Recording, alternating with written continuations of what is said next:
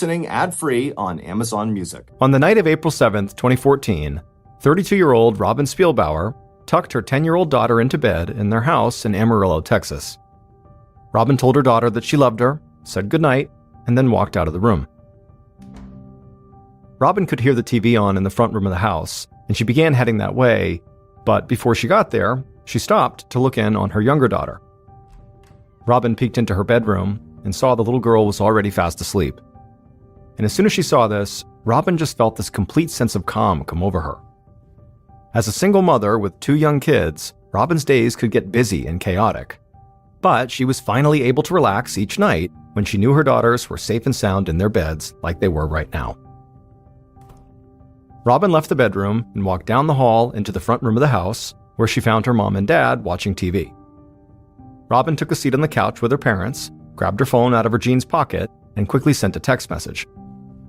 Robin's mom looked over and asked her daughter if everything was okay. She was fine, just making some plans. Robin knew her parents loved having her and the 2 girls in the house, and they played a huge part in helping her take care of the kids. But Robin thought in a perfect world, she would not be living with her parents in her early 30s. Because for many years before she wound up back at her parents' house, Robin had been living a life she loved on her own. When she was 22, she had fallen in love with a great guy named J.D. Spielbauer. J.D. was a former United States Marine and had served in Afghanistan and Iraq. Robin's father had been in the military most of his life, and so her parents had been really happy when Robin started dating a military veteran. Robin got pregnant just 2 months after they started dating, and so she and J.D. had their first daughter, then got married, and then they had their second daughter a few years later. And for Robin, ever since she was young, all she had wanted was to be a mom. And so she didn't really care that she and JD struggled with money sometimes, or that raising kids really wasn't always easy. She and her husband loved each other, and they had these 2 beautiful girls. That was more than enough to be grateful for. But in 2012, after she and JD had been together for almost 10 years, everything began to change. JD became distant, and he started spending a lot of time away from home. And not long after that, Robin had discovered that JD was cheating on her with a woman named Katie Phipps, who just happened to be one of Robin's friends from church. After Robin had learned that her husband and friend were having this affair, she divorced JD, took the kids, and moved back in with her parents. And not long after that, JD had married Katie Phipps, which really only added to the tension. Back on the couch, Robin's phone buzzed in her hand. She glanced down at the text, smiled, and got up. She told her parents she would have to run out for a bit and asked if they could watch the kids while she was gone. Her mom said of course, and then asked if Robin was going out to meet her new boyfriend. Robin blushed a little, but didn't respond. Then she just grabbed her purse, told her parents she wouldn't be gone too long, and walked out the front door.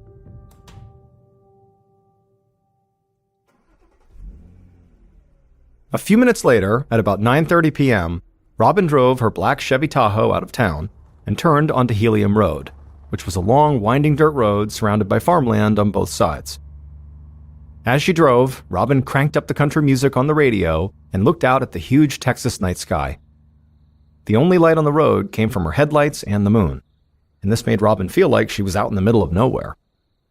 But that was perfect as far as she was concerned. In fact, that's why she'd chosen Helium Road for this meeting in the first place. She didn't want anyone to see what she was about to do. Eventually, Robin pulled her SUV over to the side of the road, put it in park, and began to wait. And as she did, she listened to the radio and looked out the window. And then eventually, she saw headlights coming down the road behind her.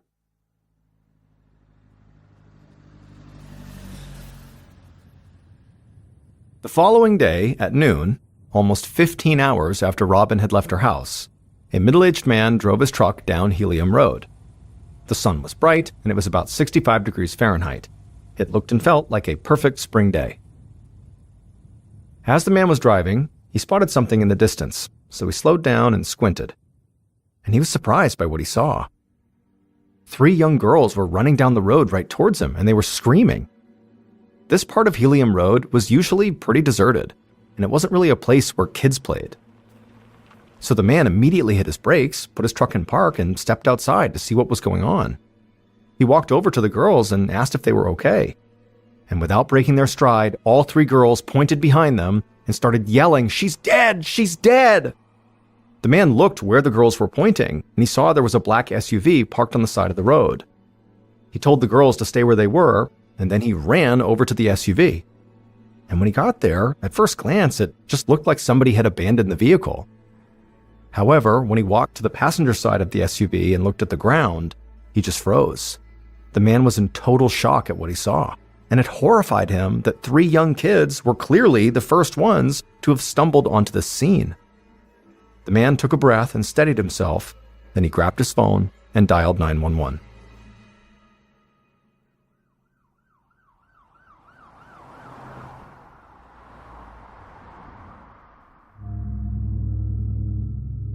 A little later that afternoon, Sergeant Alan Mongold of the Randall County Sheriff's Department sped down Helium Road. Up ahead, he saw there was an ambulance, cop cars, and a fire truck, and then behind him, driving as well, were more police cars. Sergeant Mongold could not think of a time ever when this spot on Helium Road, basically in the middle of all this farmland, had been so crowded.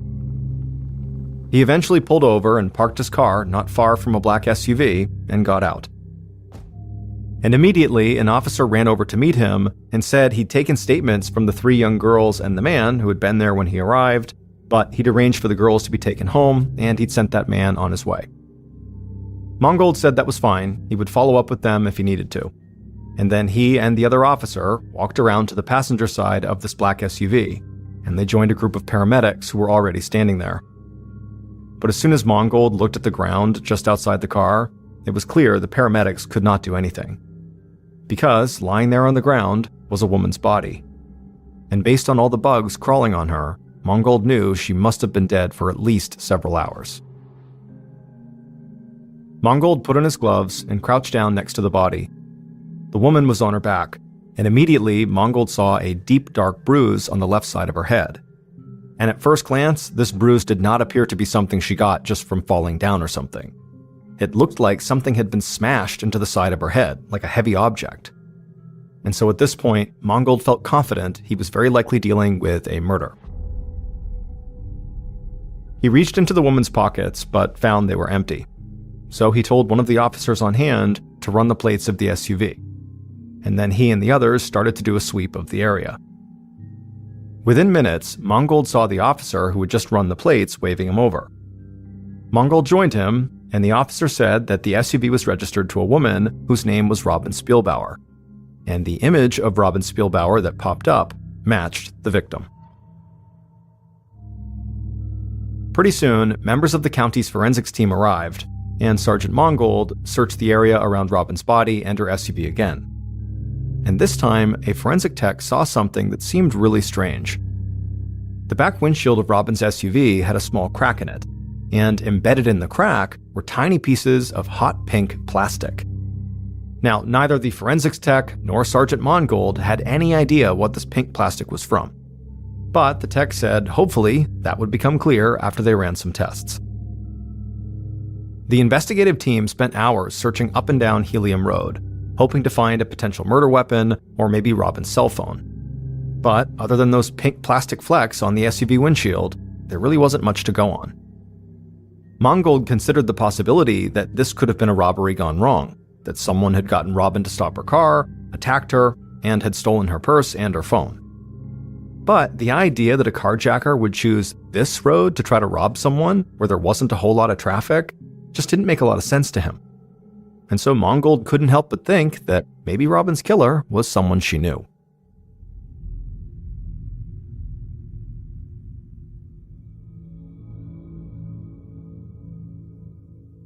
The following morning, April 9th, Sergeant Mongold sat at his desk reviewing the autopsy report. The report stated that Robin had most likely died the night before her body was found, and then her body had just laid outdoors on the side of the road overnight. And even more importantly, the autopsy report confirmed that Robin had been murdered. Because in addition to the blunt force trauma wound that Mongold had found on the side of her head, the medical examiner had also discovered a gunshot wound from a .22 caliber pistol in the back of Robin's head. So, that morning, Sergeant Mongold went to meet with Robin's friends and family to learn as much as he could about her, and also to see if anyone close to Robin owned a .22. Mongold had informed Robin's parents about the death of their daughter the previous night, and even without the results of the autopsy report, he had told them he believed there had been foul play. And so through their complete shock and grief, Robin's parents had given Mongold a list of the few people who had been closest to Robin. And now, Mongold decided to start with her new boyfriend, a bartender named Jared.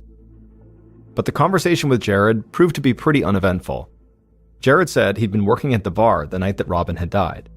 He said she hadn't called him or texted him or anything. And Mongold was able to quickly track down multiple people at the bar who corroborated Jared's alibi. Now, the detective had no intention of crossing Jared off his list this early on, but Jared did not jump out as an obvious suspect. And so Mongold figured if Robin's current boyfriend didn't look like a major suspect, well, the next logical step was to talk to her ex-husband, J.D. Spielbauer. Later that day, now over 24 hours after Robin's body had been found, Sergeant Mongold knocked on the front door of J.D.'s house. And as he knocked, Mongold felt a bit surprised by where he was standing, because J.D. lived only a few houses away from Robin's parents' house. The door opened, and a woman who looked like she was in her late 20s with long brown hair and bright blue eyes was standing there. Mongold introduced himself, and the woman said her name was Katie, and that she was J.D.'s wife. She said news had traveled fast, so she already knew about the murder, and she assumed that's why Mongold was here, to talk about it. Mongold nodded, but before he could say much more, a tall, thin man with a cropped military-style haircut stepped outside. He introduced himself as J.D. Spielbauer. But immediately, his wife, Katie, snapped at him and told him to shut up, because she was talking to the police. J.D. immediately hung his head and fell silent. Sergeant Mongold acted like he didn't notice any of that, but in reality, he was taken aback. Married couples, even ones that didn't necessarily get along, rarely lashed out at each other in front of him, especially when they knew they could be potential suspects in a murder case. But Mongold remained calm and polite and asked them where they'd been the night that Robin died. Katie said that she and her son had been at a friend's house, and they had come home around 10 p.m. J.D. said he'd been home all night with his uncle, who also lived in the house. They'd just been drinking beer and playing some pool. Other than Katie's quick outburst at J.D., nothing the couple did after that seemed particularly strange.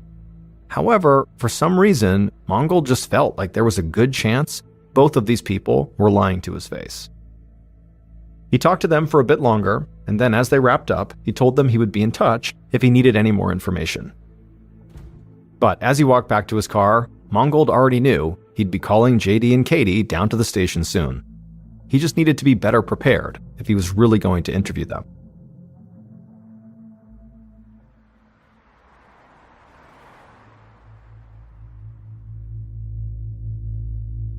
After leaving J.D. and Katie's house, Mongold drove a few minutes across town to Robin's best friend Erin's house.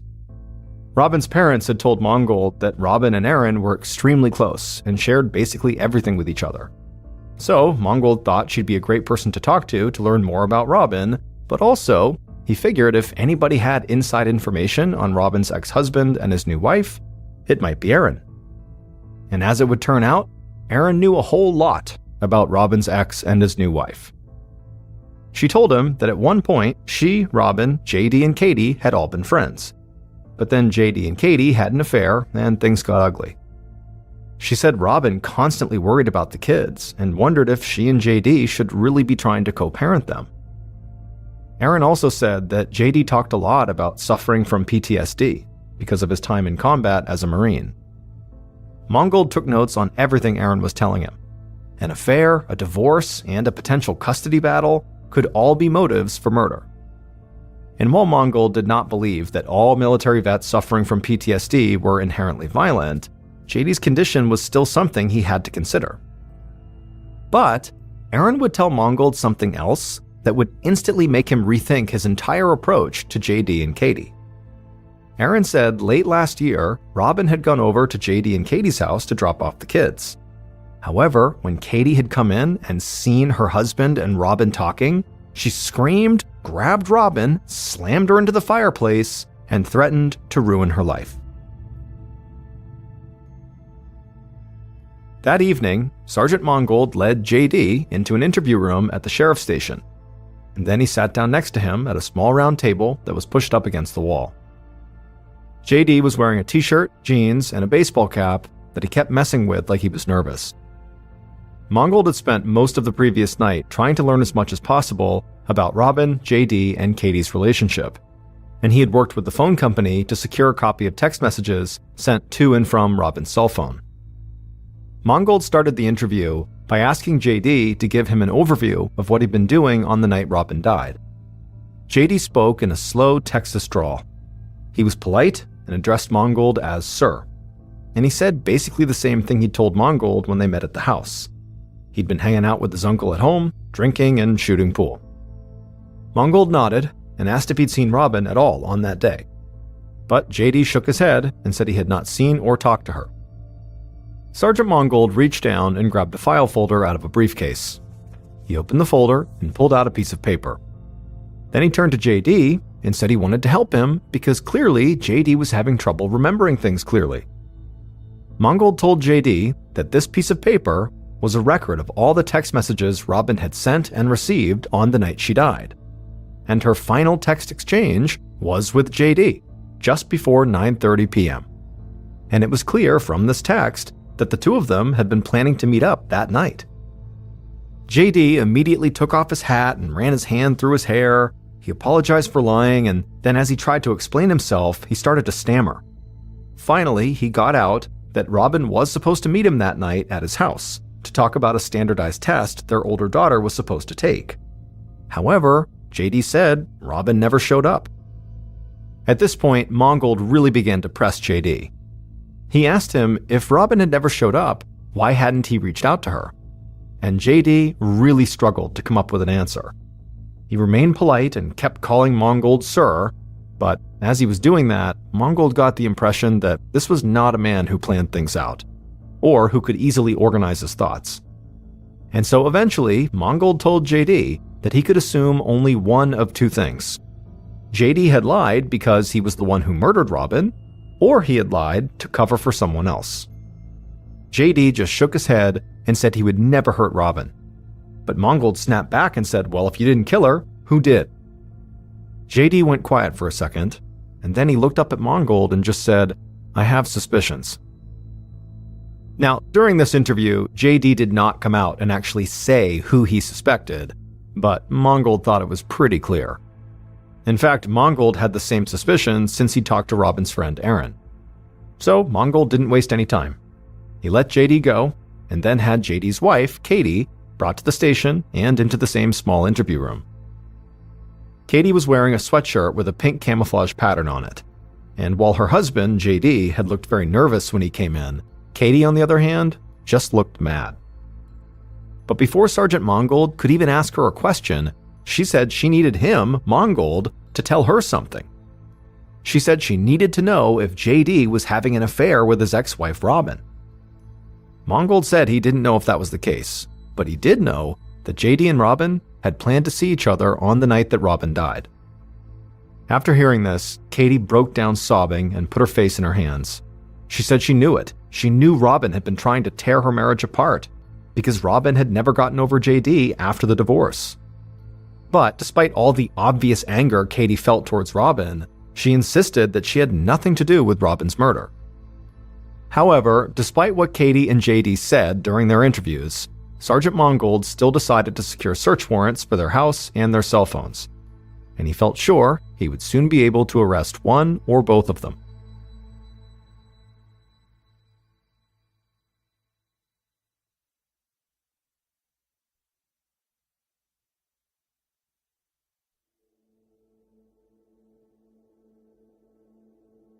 On April 10th, so just 3 days after Robin's murder, Sergeant Mongold and the investigative team searched JD and Katie's house, and they quickly found a room filled with guns. Mongold didn't think that was strange, though. Amarillo, Texas was home to a lot of avid hunters, and most of the weapons in this room were hunting rifles.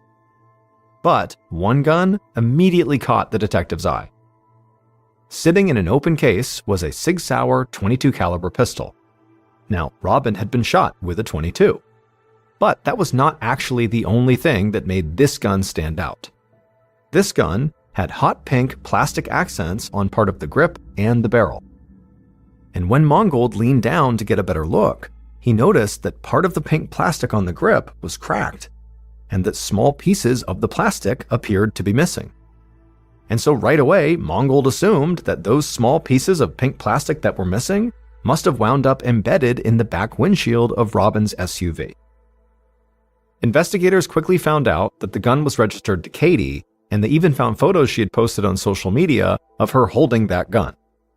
And later that day, when police searched Katie's text messages, they found something just as damning. In the 4 days leading up to the murder, Katie had sent 336 text messages to JD, threatening to ruin him and Robin. And the final text message, number 336, which Katie had sent to JD about an hour before Robin had left her parents' house and driven out to Helium Road, said, "You started this, whether you want to believe it or not. I will finish it." The Randall County Sheriff's Department and the District Attorney's Office moved fast. On April 11th, 4 days after Robin's murder, they arrested Katie. However, before the case could go to trial, the DA wanted either a confession or clear evidence that demonstrated Katie had been driving on Helium Road on the night of the murder. Katie refused to confess. She just repeated her story that she had been with her son at a friend's house and then gone home at around 10 p.m. that night. Now, Katie's cell phone had pinged off a tower near the murder site at the time Robin was most likely killed, but that tower also would have pinged if she was driving from her friend's house to her house, so it was not the definitive evidence the DA was looking for. The search for some elusive piece of evidence that would ensure a guilty verdict began to frustrate the police. After all, Sergeant Mongold and his team had Katie's gun and her threatening text messages to JD, and they knew Katie had once slammed Robin into a fireplace. But Mongold and his team's hands were tied, because the DA's office had taken over the investigation. The DA's office wound up re-interviewing people connected to the case and also scouring surveillance footage from locations just outside of town to see if they could spot Katie's car pulling onto Helium Road. But none of this led to anything new, and the investigation dragged on for months. And so the DA began to worry that he would never find this piece of evidence that would definitively win over a jury. But on a day in July of 2015, over 15 months after Robin's murder, a woman who worked for the DA rushed into his office, and she had a very excited look on her face. She told the DA that she'd seen a story on the news about how certain cell phones left a clear digital footprint when they were connected to Wi-Fi. Essentially, police could use this Wi-Fi data to track exactly where a phone had been, which was far more information than a cell phone tower could provide. When the DA heard this, his face lit up. He'd never heard about this type of search. So he gathered his team, and they immediately got in contact with the phone and internet companies, and soon they were able to trace Katie's exact path on the night of the murder. This was exactly the kind of evidence the DA had been looking for. And not long after that, the DA got another big break when he was contacted by Robin Spielbauer's mom. She told him that she had just gotten this very bizarre phone call that she knew would help his investigation. And the information Robin's mom provided, along with the newly collected Wi-Fi data, finally solidified the case.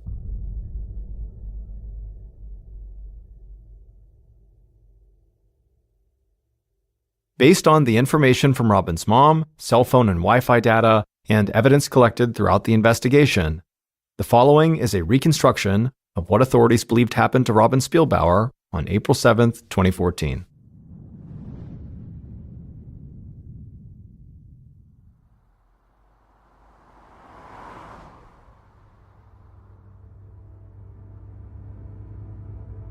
That night, the killer drove their truck through town, trailing just far enough behind Robin so as not to be spotted.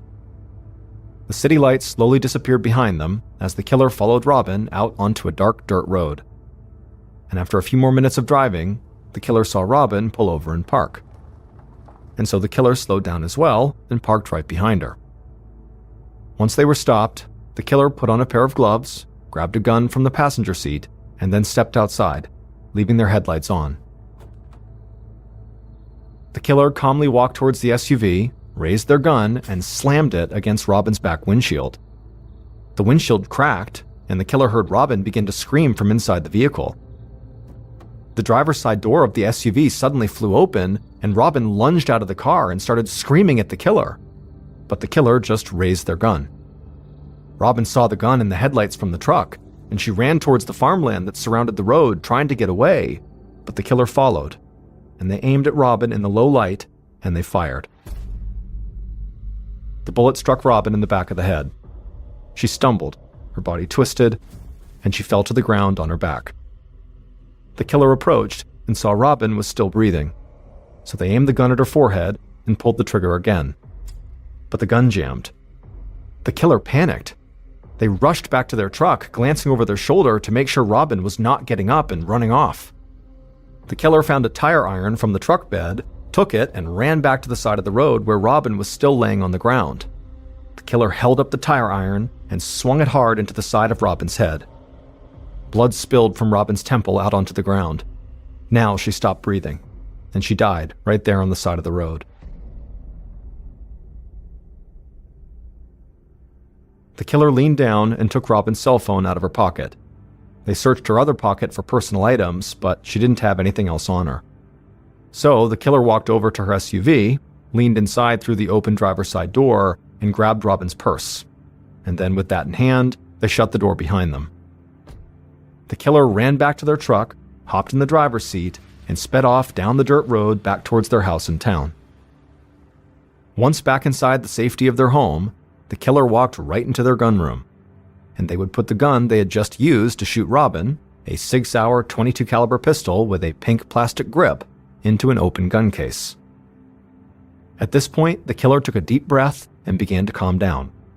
They were convinced the police would eventually find this pink gun, and when they did, they would believe Katie had murdered Robin. Katie Phipps would stay in prison for over a year awaiting trial, while the DA's office tried to find evidence that would ensure her conviction in court. But Katie didn't murder Robin. Her husband, JD, did.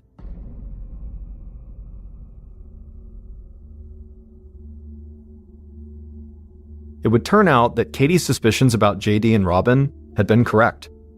JD, who had cheated on Robin with Katie, had now begun cheating on Katie with Robin.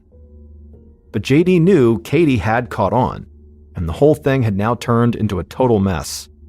He wanted both women out of his life, so he murdered his ex-wife and framed his current wife for the crime.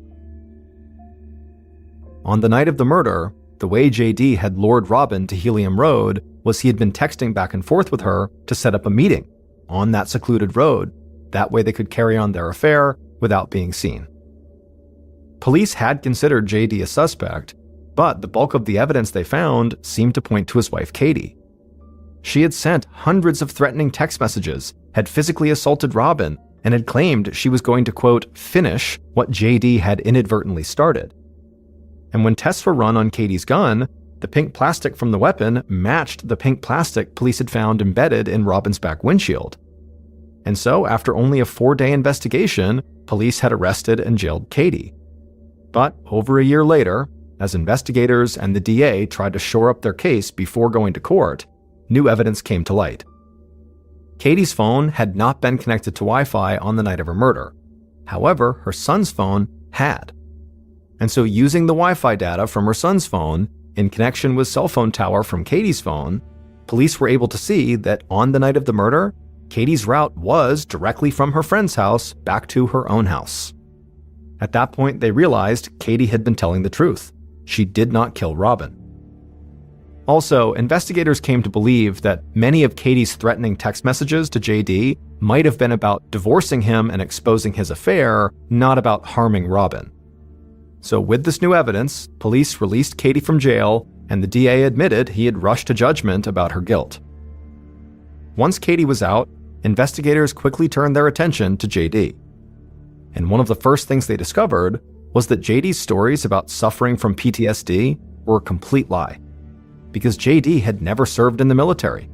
It was just something he lied about to impress women.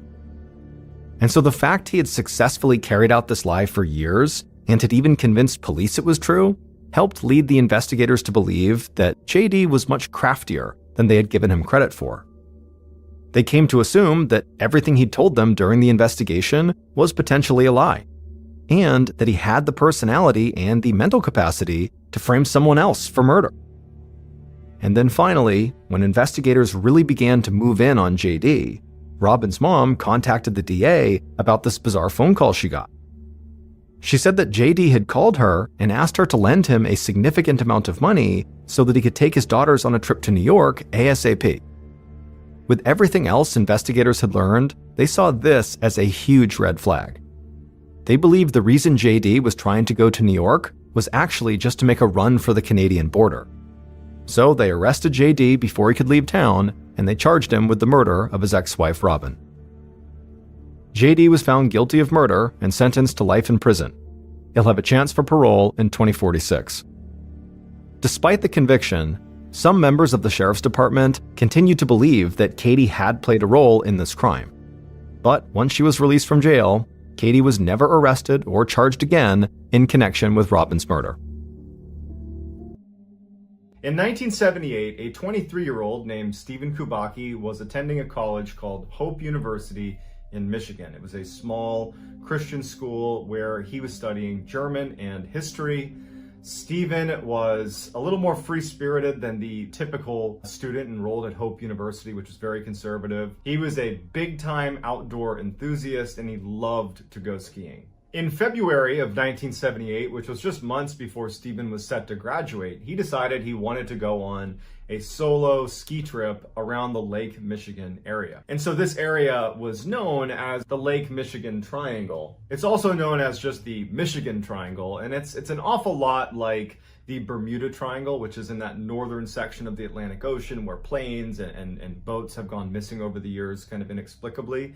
Well, the Michigan Triangle is like that. And starting in the late 1800s, there were all these disappearances that started occurring in the Michigan Triangle area. And so Stephen was going to be skiing around the Lake Michigan area, and so he would be in the Michigan Triangle. Now, he had told his friends and his family that he was just going out for a day trip, and Stephen was a very accomplished outdoorsman, excellent cross-country skier, so really no one bats an eye when he decides to go out and, go skiing. No one even thought twice about it. They're like, all right, cool, we'll see you tomorrow. A day after Stephen had left for this ski trip, some snowmobilers were out in the Michigan Triangle area, and they spotted a trail of ski tracks that led up to the edge of the lake, where at the edge of the lake were a set of skis and 2 ski poles. Just stopped abruptly, and they see that this looks like someone might have fallen into the lake. Now, there weren't any clear breaks in the lake itself, but they figured it was worth telling police and to at least let them know in case they're looking for someone who might have gone missing in the area.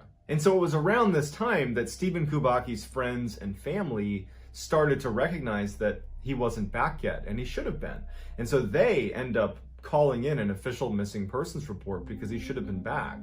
And so the two things happened in tandem. You have the snowmobilers that have found the ski poles and the skis, and you have the missing persons report that's come out for Stephen Kubacki, and immediately they're connected, and this massive search effort is launched with a focus on where those skis and the poles were found. Now, they looked everywhere, but it was like his tracks went right up to the edge of the lake and then just stopped. There weren't any more tracks on the lake. There were no breaks in the lake. There was nothing there. It was like he just suddenly either went into the ground or just vanished somehow. And so as hundreds of people have descended on this area to look for Steve Kubacki, his backpack shows up right next to his skis and ski poles. That was the first place that everybody went, and his backpack wasn't there. And they didn't really even know how to investigate it. It was just this weird phenomenon where all these people are like, I guess it just must have been there the whole time. They just didn't have a good answer for it. And so after a long and very elaborate search, ultimately they had to call it off. And so they told the family and friends that what must have happened is he got out of his skis and put everything down, went onto the lake, and it cracked and he fell in. And so that's what everybody believed. I mean, why wouldn't they? 15 months go by, and Stephen's father hears a knocking on the door. And who's at the door? Stephen Kubacki. And when he sees his son, he can't believe it because he believed his son was dead. But Kubaki has no idea, Steve has no idea how much time has passed. He saw a newspaper, Steven saw a newspaper in his father's house, and it showed that it had been 15 months since he disappeared. He asked his father, like, how can this be? And he told Steven, you were near Lake Michigan. That's 700 miles away. How did you get here? And Steven's like, I woke up in a field about 40 miles from here, and I went to, my aunt's house, your sister's house, and she brought me here. And no one had any idea how he got there or why he was in the field in Pittsfield to begin with. In addition, Steven had on clothes that he didn't recognize. He had a new backpack that had maps and all sorts of kind of like trinkets from different parts of the country. He had been to apparently San Francisco, Sacramento, all over California, to Chicago, to Utah. He's been all over the country, according to the things that are in his backpack. He had $40 in cash, he had new sneakers, new glasses, and he had a t-shirt on from a Wisconsin marathon. It says he was a participant in. And one of the only things that Steven would say to the media, because he basically swore off the media and he didn't want to give his story to anybody, he just said to one of the news outlets that he felt like he had been doing a lot of running. But other than that, we don't know what he was doing for 15 months, and apparently he doesn't either.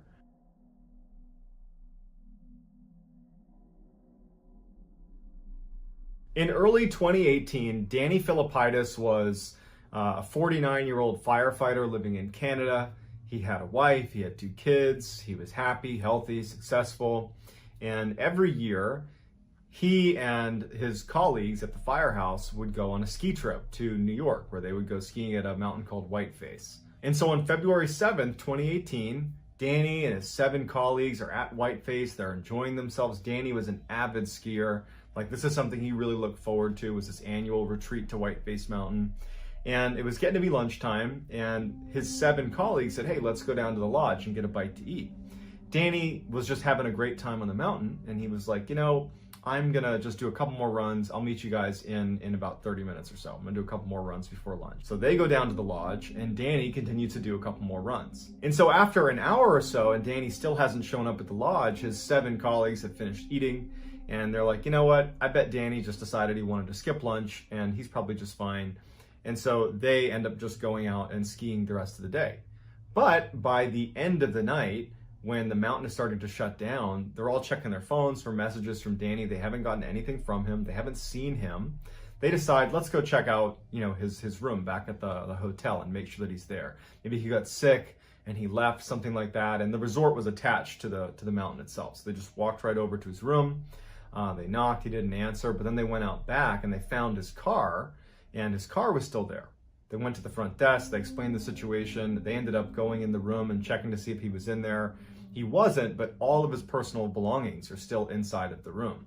So Danny, who has not shown up after going skiing for this additional run, clearly hasn't left the mountain because his car's still here, his cash, his passport, everything is in his room, but no one knows where Danny is.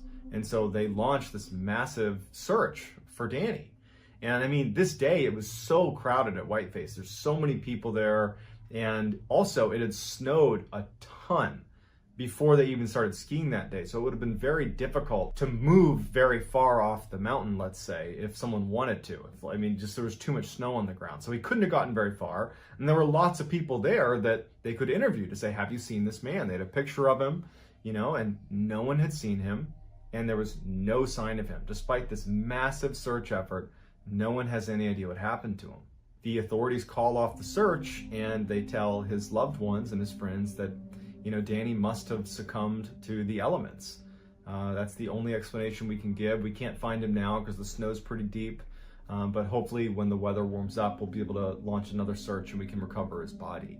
And so that's the news that's passed to his wife, to his kids, to his friends, and it's just devastating. And then a couple days later, Danny's wife is home, trying to adjust to this awful new normal, and she gets a phone call from a number she doesn't recognize. And she picks it up, and it's a little bit hard to hear, but she immediately recognizes her husband's voice. And she can tell right away that there's something wrong. Like he's not making sense. She's like, Danny, is that you? Is that you? And Danny's like, I don't know where I am. I don't know how I got here. Where are you? What am I doing? And so she immediately tells him, you have to call the police. You have to call the police. They have to come get you. And finally he agrees and he hangs up. The police receive a phone call from Danny, and he doesn't know where he is. He's saying that, my wife told me to call you. I'm very confused. I don't know what's going on. And they ask him to describe where he is. And he starts describing what's around him. And police are able to, eventually pinpoint where he is. And it turns out he was near Sacramento, California, 2,900 miles away from Whiteface Mountain. Even more strangely, when the police go to collect Danny, he's still wearing his ski gear, winter jacket, winter pants, ski boots on. He even still had his goggles on his head. And he has a haircut. He has a fresh haircut, and he has a brand new phone, a brand new iPhone. But he had no money. He had no wallet. He had nothing. He had left all of his belongings in his room. So looking at him like, how did you get a new phone? How did you get a haircut? Why did you get a new haircut? And when you got your haircut, why didn't the person cutting your hair let someone know that a man who's visibly confused wearing ski gear is getting a haircut in here? And so it's just this totally strange mystery that Danny, to this day, and anybody that knows Danny and his friends, the investigators, everybody, no one knows how he got there. How does a guy without a car, without any money, wearing ski gear, go from New York to Sacramento, California, somehow get a haircut and buy a new phone, and then just suddenly come to and be like, oh, that's right, I'm Danny, and I'm gonna call my wife and let her know where I am now. Like, it was just crazy.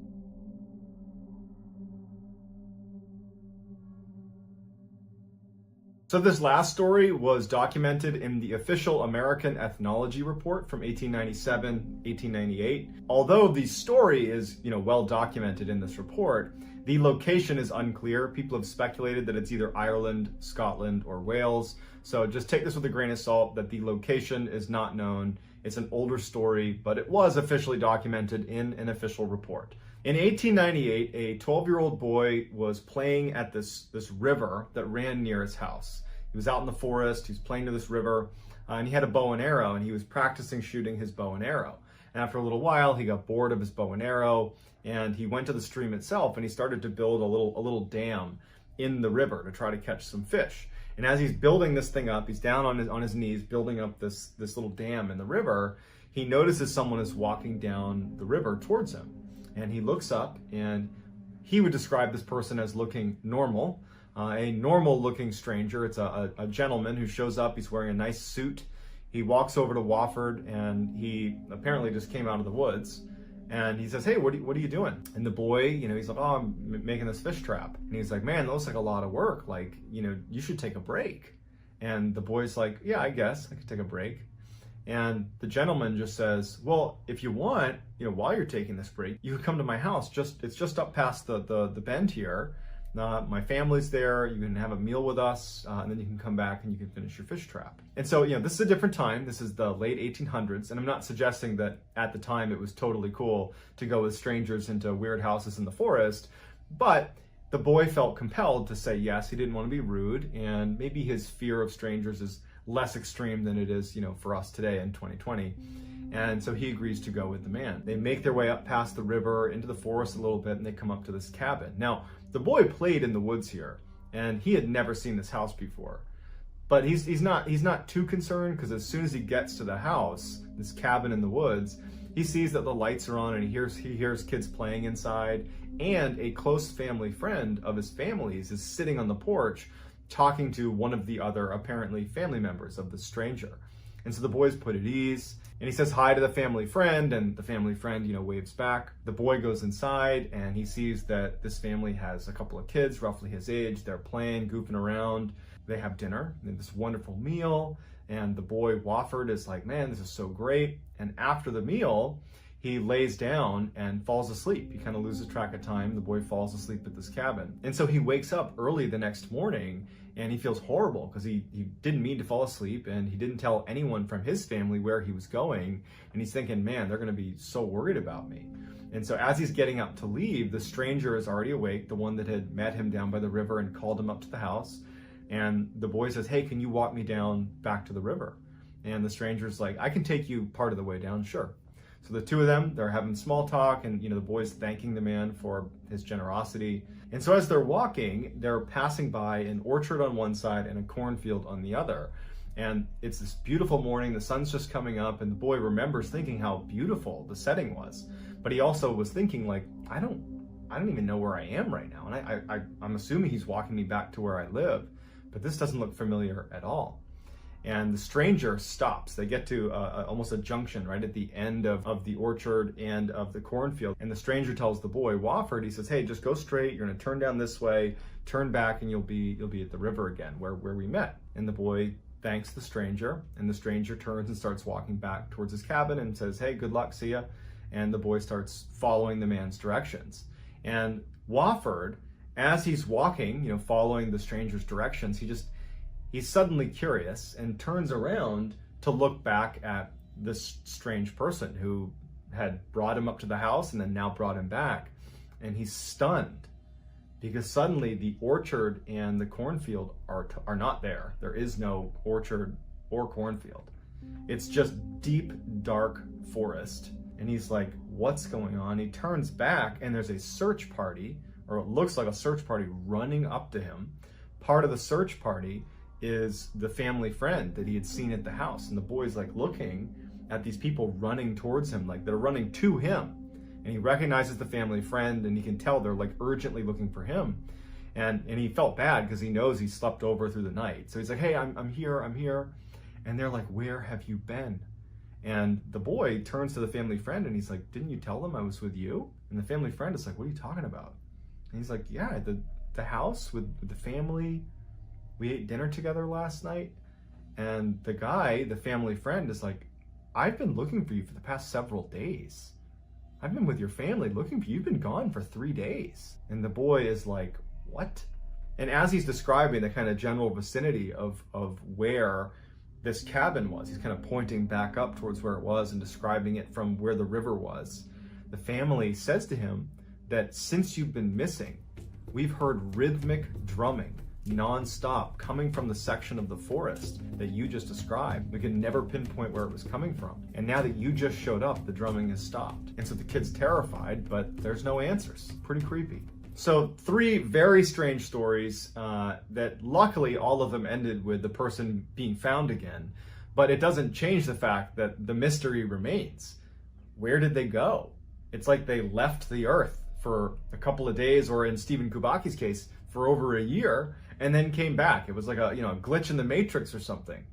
And so I would love to hear in the comments what you think can possibly explain how these people are disappearing without a trace and then reappearing days, weeks, months, years later, not having any idea how they got there or what had happened to them. How can we possibly reconcile that? And if you like this video and you want to see more videos like this, I would ask you to please gently perform a lobotomy on the like button, and then subscribe to my channel and turn on all post notifications so you don't miss any of my other 3 to 4 weekly uploads that I do every week that sound an awful lot like the story you just heard.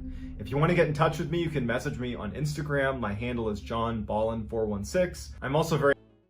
On May 27, 2022, an anesthesiologist named Dr. Chad Marsden stood inside of an operating room with a nurse, a surgeon, and their unconscious patient.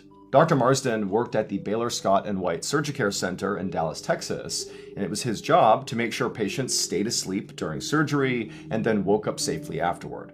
That day, Dr. Marsden and his colleagues were wrapping up a routine liposuction procedure on a middle-aged woman. The surgeon had just finished stitching up the woman's incisions, and so Dr. Marsden, following protocol, began taking her slowly off of anesthesia to wake her back up again. And so Dr. Marsden turned off the anesthesia machine, which is this big rectangular device that takes the liquid anesthesia drugs and converts it into a vapor so it can be breathed in. And then Dr. Marsden removed the breathing mask from the woman's face. Then he changed her IV from an anesthetic drug mixture to regular saline. And so now that these drugs were not being pumped into her system, she would wake up over the next half hour or so. After that, Dr. Marsden and the nurse and the surgeon took their patient on the stretcher, and they pushed her out of the OR into the hallway and began making their way down towards the recovery room. But as they were walking down this hallway, they bumped into more of their colleagues, another nurse and another anesthesiologist, and the hallway was tight enough that Dr. Marsden had to step aside to let these two pass. And then after they did, and they sort of waved at their colleagues, Marsden, the nurse, and the surgeon continued walking. And as they did, Marsden happened to look down at their patient, and immediately he knew something was wrong. This woman's skin had turned completely gray. Dr. Marsden was totally caught off guard by this. He looked at her vital sign monitor and saw that her blood pressure, which just moments ago had been normal, was now dangerously high. And then as he's staring at her monitor, her blood pressure plummeted. And then also her oxygen levels fell. And then she began foaming at the mouth. It was clear this woman was going into cardiac arrest, which meant if they didn't act quickly, her heart was going to stop. Now, Dr. Marsden, again, is sort of in shock at how quickly this is happening, but he just jumped into protocol. He began giving the woman chest compressions to make sure blood was flowing to her heart. Meanwhile, the surgeon administered oxygen and blood pressure medication, and the nurse called for an ambulance. The reason she had to call for an ambulance is because the Surgicare Center was not equipped to handle medical emergencies. It was only for scheduled surgeries. And so if there was a medical emergency, all they could do was just stabilize the patient until paramedics arrived. And that's exactly what Dr. Marsden, the nurse, and the surgeon did. They got this woman stable, and then just a minute later, 2 paramedics came running down the hallway. They took possession of the patient, they put her onto their stretcher, out the door they went, they put her in the back of the ambulance, and they sped off to the local hospital. As Dr. Marsden watched the ambulance disappear down the road, he knew his patient was now in good hands, but he was still very shaken by the whole experience. Because this type of emergency, somebody going into unexplained sudden cardiac arrest following a totally routine surgery, was extremely rare. Meaning, for this to happen even just once over the course of somebody's medical career, to have witnessed something like that, was very rare. But for Dr. Marsden, this was not the first time he had seen this. In fact, literally the day before, a different patient at the Surgicare Center had also gone into sudden, unexplained cardiac arrest following their routine procedure. So, as Dr. Marsden went back inside and began heading upstairs to the hospital administrator's office to tell them about this latest emergency, he kept thinking to himself how crazy it was that he had just witnessed these 2 unexplained sudden cardiac arrests basically back to back. But Dr. Marsden just thought to himself, hopefully this is just a really bad coincidence. The Surgicare Center's administrator was a woman named Ashley Burks, and when she heard about this second unexplained cardiac arrest, she knew she had to call a staff meeting. And so that evening, she, along with Dr. Marsden and over 24 other medical staff, doctors, nurses, other anesthesiologists, they met in this conference room in the back of the building. And once everybody was assembled, Ashley began by updating everyone on the 2 patients who had been rushed off to the hospital for their cardiac emergencies, and she said they had stabilized and they'd be okay. But Ashley then said what everybody in the room was thinking, which is sudden unexplained cardiac arrest is so rare, we can't just treat these things like coincidence. Like something specifically must have caused these incidents, and we need to figure out what that thing was. Now, it was possible that the cause or causes behind these incidents were quite simple. Ashley said to the group, the first thing she did was she looked at the 2 patients' files to see if they had specific drug allergies or medical risk factors that might have been overlooked by staff. But when she looked at their files, neither patient had those risk factors or allergies, so that couldn't have been it. Ashley said she also looked for just a common thread between these 2 incidents. Like, were the patients doing something similar? Were they in for similar reasons? Were they in the same room? But no, they were in different operating rooms, going through different procedures with different medical teams. And so there was no obvious common thread between the 2 incidents. So Ashley said to the group that the only reasonable explanation that she could think of, at least at this point, was that perhaps the equipment in the Surgicare Center had malfunctioned. And so what she was going to do, out of an abundance of caution, was just begin testing all of the equipment in the building. And so Ashley told the group that in the meantime, while she was doing that, the rest of the staff should be extra attentive to their patients and also be on the lookout for potential problems with hospital equipment. Ashley watched the medical staff all nod their heads in agreement and begin sort of talking to each other, and then she thanked them all for being there and told them they could leave. 3 weeks later, on the afternoon of June 22nd, Ashley stood outside the OR in the hallway, looking through a cabinet that contained surgical drugs. Ashley was still trying to find a connection between those 2 sudden cardiac arrests.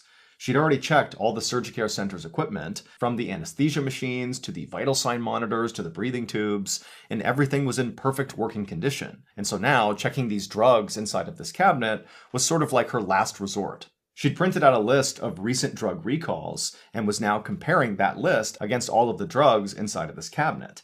And so one by one, she was reading a drug and checking the date on it and comparing it with her list to make sure, they were not carrying recalled drugs still. But after going through dozens and dozens of bottles, there was nothing in their cabinet that was on the recall list. So Ashley still just did not have an answer for why those 2 cardiac emergencies had happened. However, since that staff meeting 3 weeks earlier, the Surgery Care Center had not had another cardiac emergency.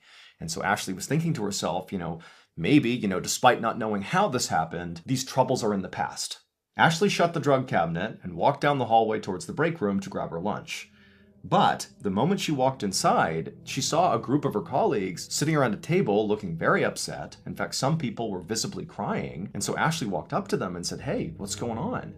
And a nurse told her that one of their colleagues, an anesthesiologist named Dr. Melanie Kaspar, was dead.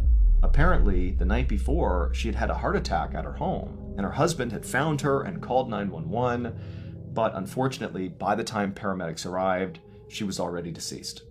Ashley was shocked. She knew Dr. Kaspar, and she knew she was in great shape. She was only in her mid-50s. I mean, she did not seem like someone who might just randomly have a heart attack.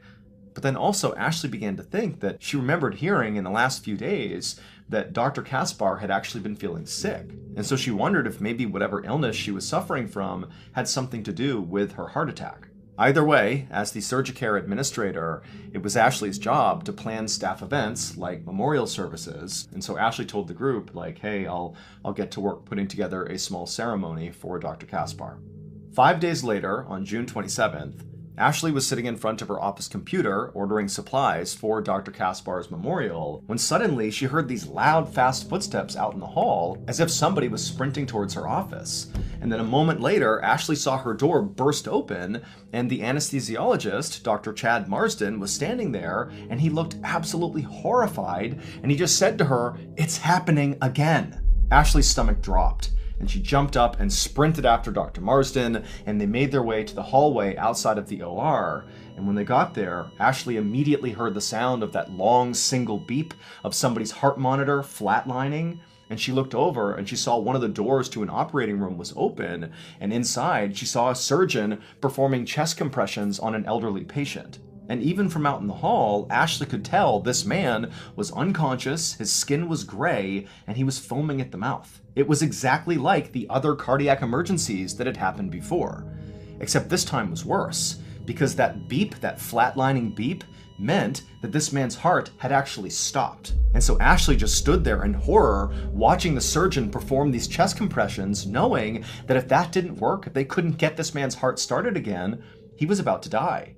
Just then, Ashley heard the sound of the doors leading into the OR hallway open, and these 2 paramedics came rushing inside, and right as they passed her and got to the doorway leading into where this man was basically dying, Ashley heard the sound of the flatline beep turn into regular beeping, which meant the surgeon who was doing chest compressions had managed to restart this man's heart. And so Ashley was relieved, but by no means thought they're out of the woods yet. I mean, this man clearly is going through a medical emergency here. But the paramedics got the man off the OR table, they put him on a stretcher, and they wheeled him away. And so once they were gone, Ashley, Dr. Marsden, and the surgeon who had been doing the chest compressions, they all just looked at each other like, what is going on here? Clearly, there is something causing all these sudden cardiac arrests, but still nobody knew what it was. Ashley just stood there for a moment, feeling absolutely sick to her stomach. If it wasn't the drugs, and if it wasn't the medical equipment that caused these sudden cardiac arrests, then what was it? Well, Ashley was determined to find out.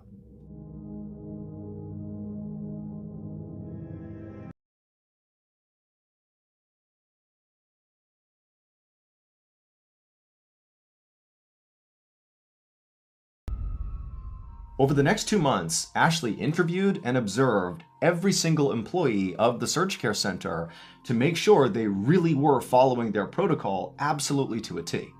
And one after another, through her research, she discovered that they all were. They were doing exactly what they were supposed to be doing. So the cardiac arrests could not be chalked up to faulty equipment, recalled drugs, or human error. And yet, the cardiac emergencies kept on happening at the SurgiCare Center. There were 3 incidents in July and 4 more incidents in the first 3 weeks of August. And so in total, that made 10 patients at the Surgicare Center who had all gone into sudden unexplained cardiac arrest.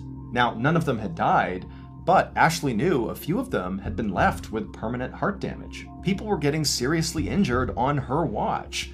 And she felt like, she can't figure out what's going on here. And so it's just a matter of time until somebody does die from one of these cardiac emergencies. And so she was feeling completely overwhelmed and stressed out and desperate. Until August 24th, when 2 things happened in quick succession. First, in the morning of August 24th, Ashley received a phone call from an officer at the Dallas Police Department, and they told her that the autopsy had been completed on Dr. Melanie Kaspar, the anesthesiologist who had died back in June from a heart attack at her home. And this police officer thought that Ashley really needed to know that her heart attack had not been natural. It was actually caused by an overdose of a drug called bupivacaine. So Ashley knew what bupivacaine was. It was a drug that was basically only used in surgical anesthesia. But Ashley had never heard of anybody abusing this drug or overdosing on it because bupivacaine does not make you high like morphine or fentanyl does. It's closer to Novocaine. It's like a numbing agent. And so Ashley told the officer how weird it was, the idea that she had died of an overdose of bupivacaine of all drugs. And the officer agreed with her. But regardless, he thought Ashley should know because he thought it was possible that Dr. Kaspar had gotten the bupivacaine from the Surgicare Center. And so feeling totally confused, Ashley thanked the officer for telling her, then they hung up, and then Ashley walked to the OR hallway to check the drug cabinet where drugs like bupivacaine were stored.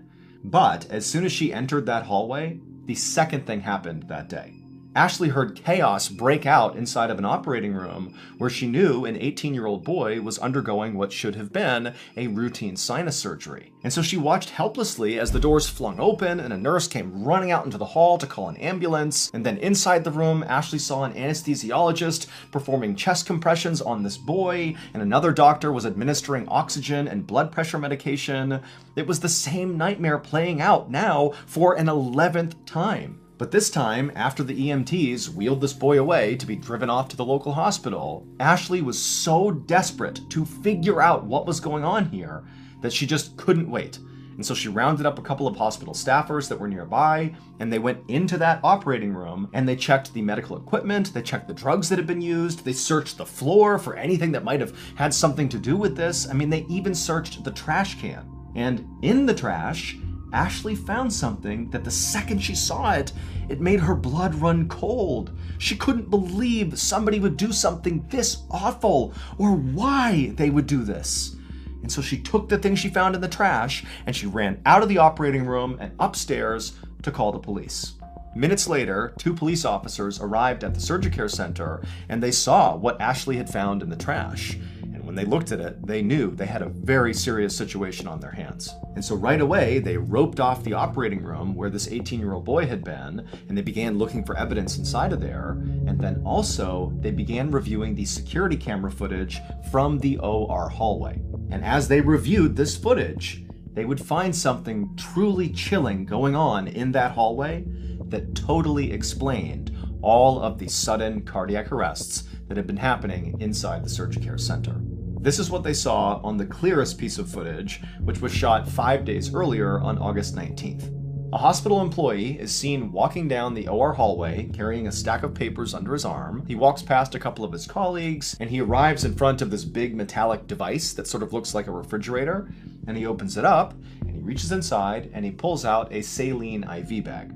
Now, when he does this, nobody else in the hallway bats an eye because this is a totally normal thing to do. That metal device was a warming machine where saline IV bags were stored to be used during or after surgeries. At any given point, this warmer would contain a few dozen IV bags, and whenever it got low, certain staff members would restock it. But the police watched this footage over and over again, and they saw this employee who walks up to the warmer was not just carrying a stack of papers. He was also hiding something within those papers, his own saline IV bag. And so before this man takes out an IV bag from the warmer, he takes this hidden one and places it in the warmer as well. So he's basically swapped one for one. And this was absolutely bizarre because it was not his job to be restocking the warmer. He shouldn't have been putting anything inside of the warmer. And so about 30 minutes after this employee has placed his own IV bag inside of the warmer,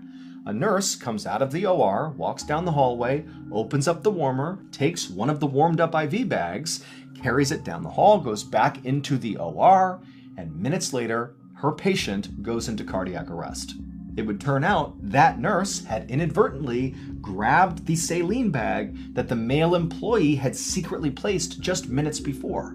And she didn't know that that saline bag is what caused the cardiac arrest. Nobody knew until days later when Ashley is so desperate to figure out why all these patients are going into cardiac arrest that she began searching through the trash, and she would find an empty IV bag, and she would see very clearly there was a little puncture on it, just big enough for a needle. And so after seeing this security footage, the police analyzed that empty IV bag that Ashley had found in the trash with the puncture on it to see exactly what was in that IV that went into the 18-year-old who also went into cardiac arrest. And inside, they found a combination of 3 drugs that when combined are like a biological bomb that will send somebody into cardiac arrest within minutes. They were lidocaine, which is an anesthetic, epinephrine, which is basically pure adrenaline, and crucially, the third drug found was bupivacaine, the anesthetic that Dr. Melanie Kaspar had overdosed on, which caused her to die of a heart attack. And this discovery meant that Dr. Kaspar's death was almost certainly connected to these poisoned IV bags. In the few days before Dr. Kaspar's death, she had been feeling sick and dehydrated. And on the day of her death, she was feeling so unwell at work that, unbeknownst to any of her colleagues, she had taken a saline IV bag from that warmer and brought it home with her to rehydrate herself. But unfortunately, the one that she grabbed was one of the poisoned ones. When paramedics arrived at Dr. Kaspar's home, they found her still with the IV needle in her arm. But at the time, nobody connected her death with all of the cardiac emergencies at the Surgicare Center. Well, nobody except for the employee who was actually poisoning the IV bags. That employee was an anesthesiologist, but it was not Dr. Chad Marsden. It was the person that Dr. Marsden had to get out of the way for in the hallway that first time his patient had gone into cardiac arrest. The man who was doing the tampering was Dr. Reynaldo Ortiz. He was 58 years old, and he had only worked at the Surgicare Center for about a year. And he had flown mostly under the radar there until May 19th of 2022, which was about a week before the sudden unexplained cardiac arrests had begun at the Surgicare Center. On that day, on May 19th, Dr. Ortiz had allowed one of his patients to stop breathing, nearly killing the patient. And so as a result of that incident, Dr. Ortiz had been placed under internal investigation by the Surgicare Center, and he was facing the possibility of losing his medical license because of negligence. So to try to avoid losing his medical license, Dr. Ortiz decided he would just try to make all the other doctors look negligent too, taking the attention off of himself. And so he began sabotaging his colleagues' surgeries by injecting those drugs into their patients' IV bags, knowing it would cause cardiac arrest. Now, none of the patients who went into cardiac arrest at the Surgicare Center died. However, Dr. Kaspar, who took that tampered IV bag home with her, did die. And so ultimately, Dr. Ortiz was responsible for her death. In April of 2024, Dr. Ortiz was found guilty on multiple charges, and he is currently facing a sentence of up to 190 years in prison.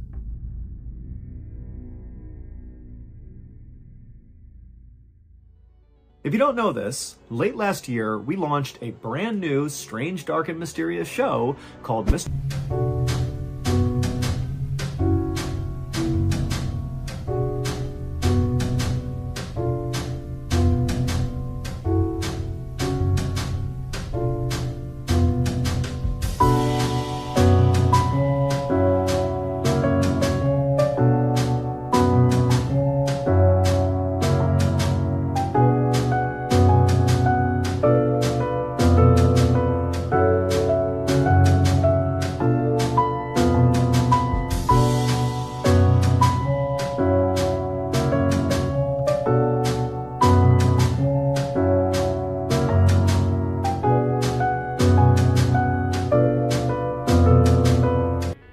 Thank you for listening to the MrBallen podcast. If you enjoyed today's story and you're looking for more bone-chilling content, be sure to check out all